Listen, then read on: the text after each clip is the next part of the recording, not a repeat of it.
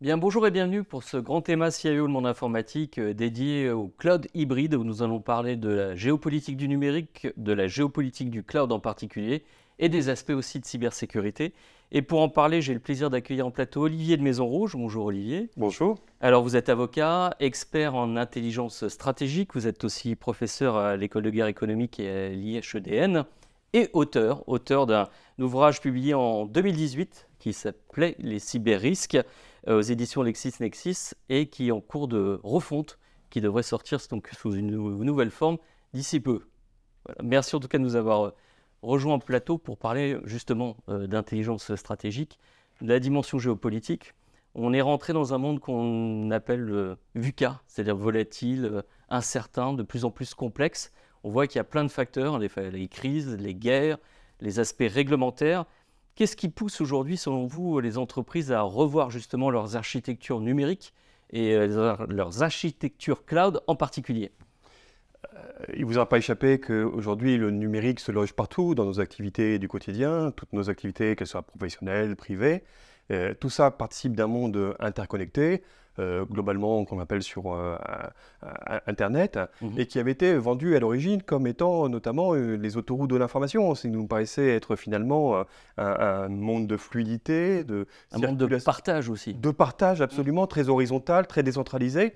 Et en réalité, on s'aperçoit que c'est un monde qui finalement est beaucoup plus réglementé qu'il ne l'a été, en tout cas tel qu'il a été prétendument présenté à l'origine, qui appartient à un code. Alors il y a le code numérique évidemment, mais il y a aussi des codes, et les codes que je connais bien en tant que juriste évidemment. Et on s'aperçoit que c'est un monde dont le droit n'est pas absent, et surtout qui est aujourd'hui très éprouvé parce que précisément on est dans un monde qui devient de plus en plus, qui souffre, autant dire les choses comme elles sont, des ingérences, des immixtions, et sur lesquelles se calquent des nouvelles frontières, des frontières administratives simplement, parce que ce monde n'est tout sauf que quelque chose d'immatériel, d'irréel. C'est un cyberespace. Alors je suis un droit, donc un juriste, donc vous n'entendez pas de moins de parler un peu de droit.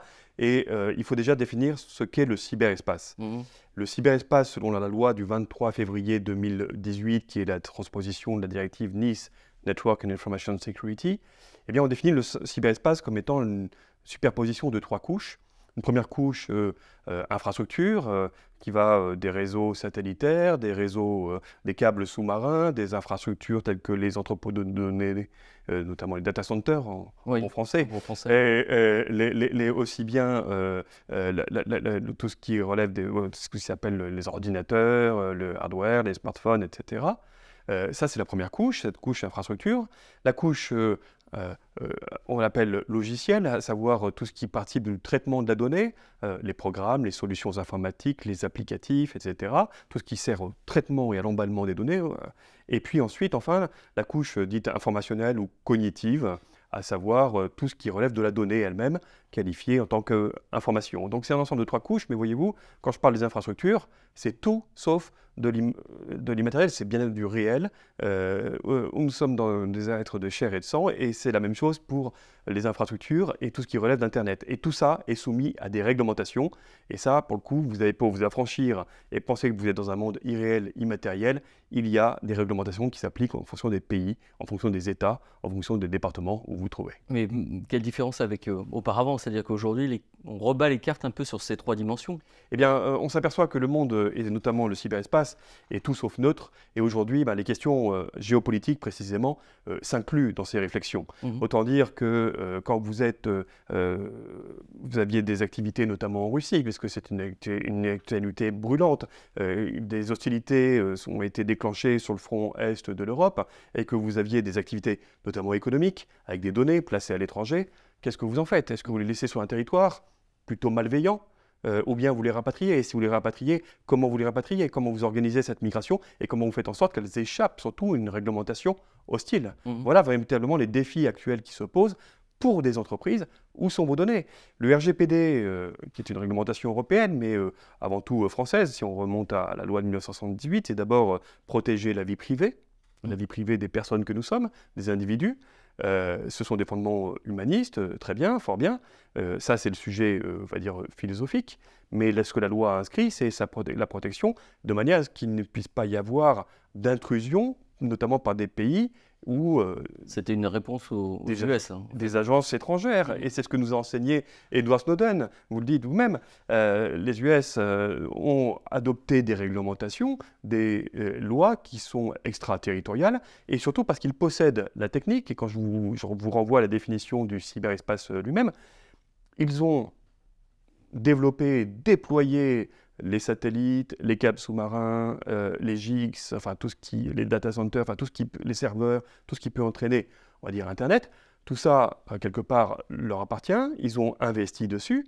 Et je vous rappelle qu'en riposte, lorsque le président Barack Obama a été présent sur le territoire allemand, à Berlin, notamment après les révélations des écoutes, notamment du téléphone mobile d'Angela Merkel, à l'époque chancelière allemande, eh bien, il a répondu, mais tout ça nous appartient, puisque c'est nous qui avons investi, donc toutes les données qui circulent nous appartiennent. Vous voyez, c'est une autre conception qui montre bien que finalement, ce n'est pas un monde totalement neutre. Rien n'est immuable non plus, c'est-à-dire que la vérité d'hier n'est pas celle d'aujourd'hui. Donc en fait, tenons compte de ça, on voit de plus en plus comme un mouvement de balancier. C'est-à-dire qu'avant, on avait les DSI qui avaient un peu réorganisé leur système d'information par grandes plaques géographiques, avec en effet du cloud, des grands data centers. Là, on a l'impression qu'on revient un petit peu sur du régional, du local, et les questions de souveraineté, alors pas que sur le numérique, reviennent sur le devant de la scène. Déjà, quand on parle de souveraineté, j'aimerais avoir votre définition du mot souveraineté, parce qu'on peut avoir plusieurs interprétations. Quelle est votre définition, vous, de la souveraineté? Alors, ce qui était d'ailleurs, encore il n'y a pas si longtemps, un gros mot d'ailleurs. On parlait de souveraineté, on était associé à des mouvements politiques, voilà, parfois condamnables. Donc, c'est toute la difficulté d'emprunter un sujet comme celui-ci, et qui vient notamment des sciences politiques, précisément. Si l'on s'en remet à Jean Bodin, c'est le pouvoir enfin, c'est la faculté à pouvoir commander et contraindre sans être soi-même commandé ni contraint. Alors, c'est une définition, certes, sciences politiques. Ramener au numérique, et si l'on doit parler de souveraineté numérique, c'est précisément échapper à toute forme de réglementation, d'ingérence, on va dire de tout ce qui relève d'intrusion, et donc finalement c'est ni plus ni moins que la question de l'indépendance technologique. Oui. Voilà la définition véritablement. Alors, certains me disent, mais moi je suis souverain sur mon téléphone portable parce que c'est moi qui détiens la clé d'ouverture de mon téléphone. C'est ma propre empreinte digitale, c'est ma propre empreinte faciale qui permet de débloquer mon téléphone. Oui, certes, mais derrière, il y a tout un système, comme je l'ai défini, c'est le cyberespace avec ses trois couches. Donc l'idée, quand on parle de souveraineté numérique, d'indépendance ou d'autonomie stratégique, c'est un autre terme encore qu'a employé même notre président, eh bien c'est de pouvoir avoir cette propre autonomie technologique dans les trois couches. Sur les trois couches, c'est-à-dire que si on prend l'analogie que vous avez faite tout à l'heure, il faut pas avoir d'adhérence sur aucune de ces couches pour être souverain. Ce serait l'idéal, de préférence, afin de ne pas être placé entre des mains hostiles. Comme vous le disiez vous-même, c'est effectivement ce mouvement de balancier. On avait un monde très ouvert auparavant, qui l'est de moins en moins. On parle de déglobalisation d'ailleurs. Là où les DSI avaient véritablement pour fonction, pour objectif et finalité parfois de travailler sur des solutions les plus efficaces possibles, les plus fluides, aujourd'hui on leur assigne un rôle un peu plus sécuritaire, qui était celui des RSSI auparavant, à savoir précisément de réimpatrier parfois certaines données, notamment des données sensibles, parce qu'à force d'aller dans le tout cloud, tout SaaS, quelque part, les données, nous ne savons plus où elles sont, c'est diffus. C'est entre des opérateurs qui sont sous nationalité ou réglementation étrangère. On l'a vécu dans certaines décisions, notamment rendues par le Conseil d'État. Et si, d'aventure, eh bien, on s'en soumet, on remet quelque part notre empreinte digitale à d'autres opérateurs, quelque part on se dépossède, alors que l'idée de réimpatrier, c'est de finalement classifier quelles sont les informations qu'on estime sensibles au sein de l'entreprise et sur lesquelles, où va-t-on les loger, sur quel type de serveur, et parfois même au sein même de l'entreprise. C'est-à-dire qu'on va peut-être pas tout passer en cloud. Oui, l'enjeu est vraiment autour de la donnée. Et puis si on peut rajouter dans ce monde VUCA, c'est les stratégies industrielles. On le voit actuellement avec le sujet de rachat de VMware par Broadcom. On a aussi des entreprises qui peuvent passer d'un pavillon à un autre, voire être soumis à d'autres réglementations. Donc on est encore sur une nouvelle dimension, qui est la dimension stratégie je dirais industrielle. Mais comment aujourd'hui garantir cette souveraineté compte tenu de tous les éléments? Beaucoup d'éditeurs sont des éditeurs US, du matériel US. On parle d'open source souvent avec une idée que l'open source est libre et gratuit mais ce qui n'est pas le cas, loin d'être le cas. Donc, en fait, comment garantir cette souveraineté? Sur quel levier s'appuyer? Est-ce que c'est encore possible aujourd'hui d'assurer cette souveraineté, déjà de souveraineté française, sans parler de souveraineté européenne, quoi? Alors, n'insultons pas l'avenir, tout est possible. Il y a eu déjà des précédents en Europe où on a pu lancer des grands projets européens, comme on a eu Ariane, comme on a eu Airbus. Bon, Atos, c'était un peu l'Airbus européen. Aujourd'hui, on voit qu'Atos... plus. Ouais. Voilà, donc on a un peu perdu et abandonné, peut-être tardivement, mais rien n'empêche un sursaut. Aujourd'hui, il faut trouver peut-être les solutions les plus hybrides, les plus médianes qui soient, à savoir de panacher les outils, les fournisseurs, les appareillages. D'ailleurs, ça fait partie des règles de préconisation d'ANSSI. L'ANSSI ne peut pas se positionner sur des questions régaliennes, en tout cas de nationalité, puisque, vous l'avez dit vous-même, une entreprise peut passer sous pavillon étranger, être soumise à d'autres réglementations, mais au moins s'assurer de la sécurité des approvisionnements dans la durée, dans la pérennité, d'abord pour des raisons technologiques, bien évidemment, mais aussi précisément pour répondre à ces conditions de souveraineté. Donc c'est un effort constant de se poser des questions jusqu'à ce qu'émergent peut-être des fleurons industriels qui soient la réponse, bien évidemment, qu'on soit en droit d'attendre. Pour vous, Olivier, il y a encore de l'espoir? Il y en a toujours. D'accord. Quelle typologie de clients vous avez aujourd'hui, en fait? Dans l'idée, c'est que aujourd'hui, est-ce que vous avez des DSI aussi de grands groupes et comment voyez-vous un peu leur situation en fait dans cette réflexion de changement des architectures numériques et du cloud en particulier? Alors déjà, j'ai vu depuis maintenant quelques 10 ans à peu près, une décane, véritablement les changements de préoccupation. C'est-à-dire que là où on était sur des contrats d'hébergement de données classiques, du mode SaaS qui s'installait, aujourd'hui on prend en considération ces éléments de souveraineté. Beaucoup plus qu'auparavant, depuis les révélations des Snowden, depuis les conflits qui ont été ouverts par ailleurs et les cyberattaques derrière qui se sont... Donc moi, ma clientèle est constituée de PME, de TI, mais également de grands acteurs régaliens qui se posent ces questions-là, qui cherchent des solutions précisément régaliennes, souveraines en la matière, et puis également des acteurs du CAC 40. Alors je ne prétends pas être l'avocat d'eux, je suis un expert où l'on vient chercher sur ces questions-là et sur lesquelles je vais permettre d'orienter leurs équipes et répondre à leurs préoccupations du moment. Qu'est-ce que vous voyez émerger un peu comme sujet aujourd'hui? Si on devait prendre le pouls justement de ces entreprises, est-ce qu'elles sont un peu, je dirais, dans l'expectative? Elles sont dans une position d'attente? Elles réagissent? Est-ce on parlait du cloud, du grand mouvement Move to Cloud. Est-ce que vous les voyez en train de se poser des questions un peu sans parler de machine à rien, mais un peu et on va pas mettre nos œufs dans le même panier, on va essayer de revenir. Qu'est-ce que vous voyez-vous sur ce marché? Alors, le grand mouvement, enfin le grand mouvement, c'est beaucoup dire, parce que ça ne touche pas toutes les entreprises, évidemment, celles qui sont déjà plus soucieuses de ce sujet et qui ont également les budgets, n'ayons pas peur des mots. Eh bien, ce que l'on voit manifestement, c'est à défaut de véritables clouds souverains, parce que là, pour le coup, l'idée est à peu près abandonnée. On a eu des expériences telles que Gaia X ou autres, mais qui ne sont que des clouds dits de confiance, c'est contractuel. Mais contractuel, quand vous avez derrière des pays étrangers, notamment américains, qui sont capables de frapper de sanctions financières exorbitantes, je veux dire, on regarde à deux fois à respecter ou pas le contrat. Parce que la réglementation est beaucoup plus importante de l'autre côté de l'Atlantique, voyez-vous. Donc, les entreprises maintenant prennent conscience de ces sujets-là et véritablement font ce travail de différenciation des données, qu'est-ce qui est le plus critique, le plus sensible, le plus stratégique et le plus confidentiel, et vont donc parfois réinterner, entre guillemets, c'est-à-dire créer leur propre cloud, ou en tout cas revenir sur des serveurs internes et ne pas tout externaliser. Voilà. Ça, c'est un mouvement majeur.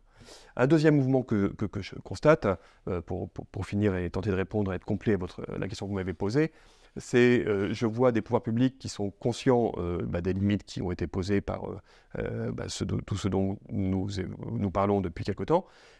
Maintenant, on a une réglementation européenne quand même qui monte en niveau, qui est véritablement une réglementation de cybersécurité à laquelle j'ai contribué. J'ai fait partie d'une fédération d'experts en cybersécurité en la matière.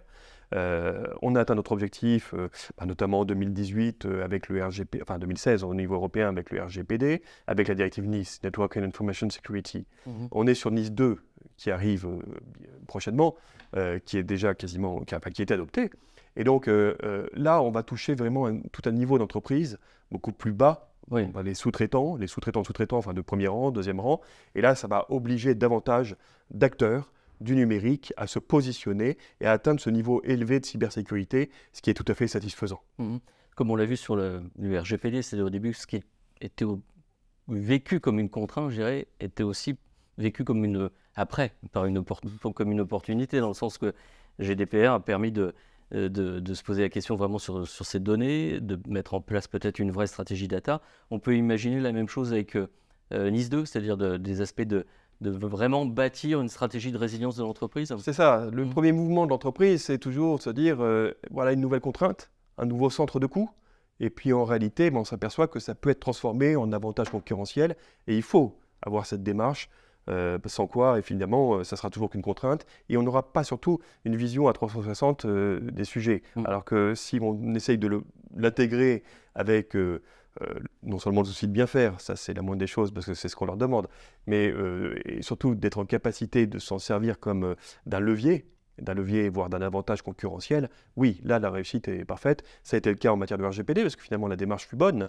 La méthode maintenant, elle s'est imposée d'elle-même. Cartographier les données, savoir où elles sont présentes, savoir comment les protéger, des réflexes comme le privacy by design.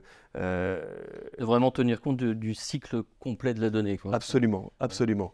Donc est-ce que le législateur, auparavant, était, je dirais, un peu toujours en retard? Là, on a l'impression qu'il a rattrapé son retard ou qu'il va plus vite. Est-ce que vous pensez qu'il y a des trous dans la raquette, en fait, des trous dans des dispositifs qu'il faudrait rajouter, des trous à combler aujourd'hui justement pour assurer les entreprises dans cet aspect de résilience ou de vivre dans ce monde VUCA incertain avec une géopolitique instable? Alors, en numérique, on a toujours tendance à croire que le droit est en retard. Or, à regarder de plus près, on avait dès 1978 la loi informatique et liberté. Or, à l'époque, sauf l'État et quelques entreprises, avaient des ordinateurs et des supercalculateurs à grande échelle. Donc il y avait des raisons très précises. En 1988, la loi Godefrein et tout ce qui était sanctions des atteintes numériques avait déjà été adopté et puis ensuite intégré au code pénal en 1992. Donc voyez-vous, on n'est pas tant en retard que ça finalement. Maintenant, je pense qu'on est presque à avoir un temps d'avance puisque au niveau européen, on en a déjà adopté l'intelligence artificielle Act. Et est-ce qu'on n'est pas déjà en train de s'interdire, au contraire, et laisser émerger d'autres fleurons hors Union européenne? C'est plutôt ma crainte. Peut-être qu'on est en retard sur la souveraineté. Là, enfin, l'idée, c'est d'être plutôt en avance justement sur tout ce qui est intelligence artificielle. Après, l'un ne va pas sans l'autre et les deux sujets sont liés. Est-ce que dans tout ça, quelle position doit avoir une entreprise? En fait, tout ça, ça reste un peu une politique de gestion des risques à définir. Donc, qu'est-ce qu'on peut conseiller à une entreprise qui veut un peu s'adapter à ce monde de plus en plus hybride, complexe, incertain? Bien, d'abord, et ça a été un des acquis du RGPD, c'est de permettre aux équipes, sur tous ces sujets-là, d'échanger. Vous avez parlé de côté hybride, ben c'est aussi ce côté hybride qu'il faut avoir intégré en interne. C'est-à-dire il n'y a pas que le commercial ou le financier d'un côté, et puis une équipe technique, et puis les juristes de l'autre. Il faut que tout le monde soit en capacité d'échanger, de discuter, de se comprendre autour de la table. Ça, c'est une première chose. Et précisément, intégrer des éléments de géopolitique. Alors ça, c'est quelque chose d'assez nouveau. Peut-être que, même si on a quelques fleurons qui sont des multinationales, ça se voyait sur le plan commercial, on avait des équipes détachées à l'étranger, mais il faut désormais prendre véritablement en considération ces risques-là, qui peuvent être des risques physiques, des atteintes aux biens, évidemment. On a pu le voir sous d'autres contrées, malheureusement, que ça peut être des attaques terroristes ou autres, des actes de sabotage ou autres, qui affectent des entreprises, mais également voilà, ces risques numériques qui peuvent atteindre directement le cœur de notre système. Donc il faut avoir ce côté hybride et cette lecture beaucoup plus transversale. Et à la fois maîtriser le temps court et s'inscrire dans le temps long, en fait. C'est une maîtrise du temps qu'on doit avoir. Les cyberrisques, ce seront les cyberrisques 2 ou quelle nouveauté vous comptez insuffler ou inscrire dans ce nouvel ouvrage? Alors c'est d'abord prendre en considération les nouveaux enjeux, les nouveaux risques, et précisément, comme vous dites, et à savoir les nouveaux cyber-risques, parce que tous les jours, finalement, nous en découvrons, donc la typologie des attaques, mais c'est d'abord un ouvrage de juriste qui ne s'adresse pas qu'à des juristes d'ailleurs, précisément.